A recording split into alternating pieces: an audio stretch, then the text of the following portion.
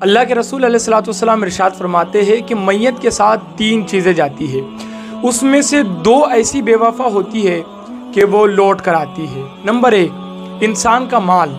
इंसान मरता है, मरते ही उसका माल उसका साथ छोड़ देता है और उसने जो कमा के रखा था, बैंक बैलेंस है, प्रॉपर्टीज़ है, वो उसके बाद उसके घर वाले उसका इस्तेमाल करते हैं। नंबर 2, उसके घर वाले, उसके दोस्त, उसके अहबाब, उसके रिश्तेदार कब्रिस्तान तक उस मुर्दे के साथ जाते हैं, उस मैयत के साथ जाते हैं और उसको कब्र के अंदर रखते हैं, उसके ऊपर अपने हाथों से मिट्टी डालते हैं, उसको वहीं पर दफना कर वो चले आते हैं। ये 2 बेवफा है। नंबर 3, उसके नामे आमाल जो मरने के बाद भी उसके साथ उसकी कब्र में जाते हैं, चाहे अच्छे आमाल हो या बुरे आमाल हो। अच्छे आमाल हो तो अल्लाह बदले में जन्नत अता करेगा, बुरे आमाल हो तो अल्लाह पाक दोज़ख की भड़कती हुई आग में उसको डाल देगा।